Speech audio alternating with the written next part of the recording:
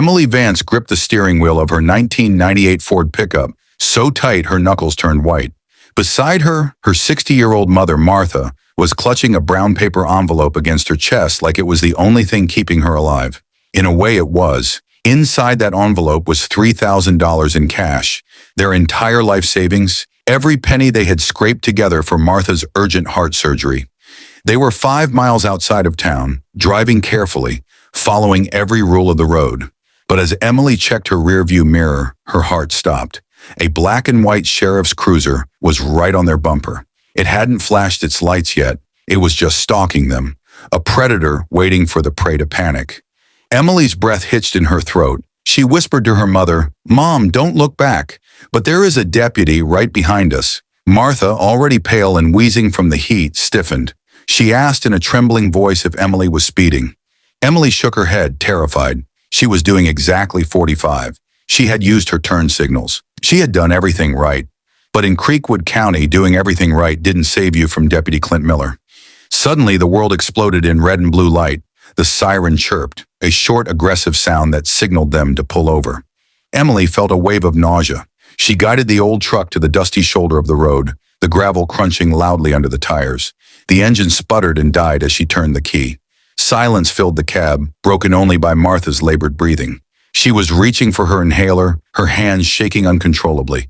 Emily told her to stay calm, that they would just show the papers and leave. In the mirror, the deputy's door opened. Deputy Miller stepped out. He was a large man, wearing mirrored sunglasses that hid his eyes. He didn't walk like a public servant. He walked like a king surveying his territory. He adjusted his gun belt, took his time, and walked slowly toward the truck. He let them wait. He let the fear build. He tapped on the window with his knuckle. The sound was sharp and loud. Emily rolled it down, trying to keep her voice steady. She asked, "Good afternoon, officer. Is there a problem?" Miller didn't answer. He leaned down, placing his hands on the doorframe, invading their personal space. He chewed his gum slowly, looking from Emily to the sick old woman, and then to the worn-out interior of the truck. Finally, he spoke. He demanded license and registration. Emily handed over the documents. Her hand trembled slightly. Miller noticed. He smirked. He asked why she was shaking. Emily tried to explain that anyone would be nervous being pulled over. Miller ignored her. He said her tail light had flickered. It was a lie. Emily knew it was a lie. She had checked the lights that morning. But you don't argue with a man with a gun on the side of a lonely highway. Miller stepped back and ordered them out of the vehicle. Emily pleaded. She explained that her mother was sick, that the heat was bad for her asthma, and that they were on their way to the hospital. Miller's face hardened. He shouted that he wouldn't ask twice. He put his hand on his holster. The threat was clear. Emily hurried to the other side to help her mother down. Martha's legs were weak. As she stepped onto the hot asphalt, she swayed, clutching Emily for support. She still held that envelope tight to her chest. Miller watched them with cold, dead eyes. He sniffed the air theatrically. He announced that he smelled marijuana. Emily screamed that it was a lie, that neither of them smoked. She begged him to be reasonable, but Miller told her that her denial was resisting an investigation. He pushed past Emily and began to tear the truck apart. He wasn't searching, he was destroying. He ripped the floor mats out. He dumped the glove box contents onto the dirty road. He threw their clothes from the back seat, and then he turned to Martha. He held out his hand and demanded the envelope. Martha stepped back, tears streaming down her face. She begged him, saying it was for her heart operation, that she would die without it. Miller didn't care. He snatched the envelope from her weak hands. He tore it open. When he saw the stack of $100 bills, his eyes lit up with greed. He whistled. He said $3,000 was a lot of money for 2 unemployed women. He said he was seizing it as evidence of drug trafficking. Emily snapped. The injustice broke something inside her. She lunged forward, grabbing his sleeve, shouting that he couldn't take their money. That was the moment everything went wrong. Miller spun around. He grabbed Emily by the throat and slammed her against the side of the truck. The metal groaned under the impact. He shouted that she was assaulting an officer. Martha screamed. The shock hit her heart like a hammer.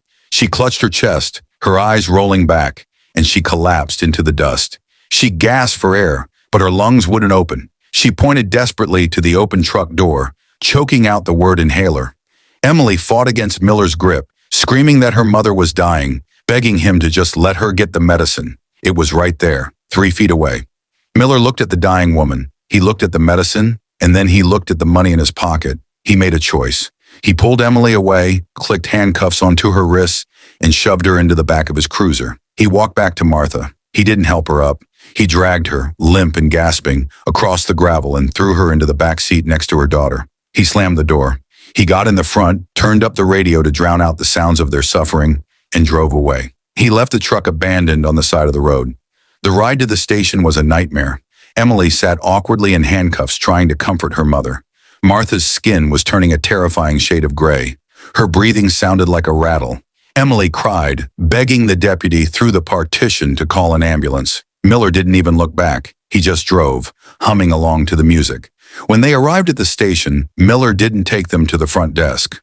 He took them in through the back loading dock. He marched them down a long concrete hallway to the furthest holding cell. He shoved them inside and locked the heavy iron door.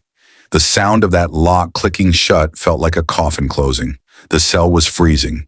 There was a single metal bench and a toilet. Emily helped her mother lie down on the cold floor. Martha was barely conscious now. Her chest was heaving, but no air was getting in. Emily ran to the bars. She screamed for help. She screamed that her mother was having a heart attack. Down the hall, Deputy Miller sat at his desk. He opened the envelope and started counting the cash again. He put his feet up. He felt powerful. He felt untouchable. He heard the screaming, but to him it was just noise. He thought they were nobodies. He thought no one would ever know. But he was wrong. He didn't know who Emily was. And more importantly, he didn't know who her sister was. 500 miles away, in a high-rise building in Chicago, Special Agent Sarah Vance was staring at her phone. Sarah was everything Emily wasn't. She was a senior agent with the FBI. She hunted organized crime syndicates. She was cold, calculated, and dangerous. And right now she was worried. Her mother was supposed to call at 4 p.m. to confirm the surgery. It was now 4:30. Sarah called Martha's phone. Voicemail. She called Emily. Voicemail. Sarah didn't panic. Panic is for amateurs. She acted. She opened her laptop and engaged the tracking software she had installed on her sister's phone for safety. The screen flickered and a blue dot appeared on the map. They weren't at the hospital. They were stuck in a small town called Creekwood. Sarah zoomed in. The dot was hovering directly over the sheriff's department. She picked up her desk phone and called the station. A dispatcher answered. Sarah identified herself as a federal agent and asked to speak to her sister. The dispatcher put her on hold. 2 minutes later, she came back and said there was no record of anyone named Vance in the building. Sarah hung up the phone. The silence in her office was deafening. The phone was there, but the record wasn't. That meant only one thing. They were being held off the books. It was a black site arrest. Sarah stood up.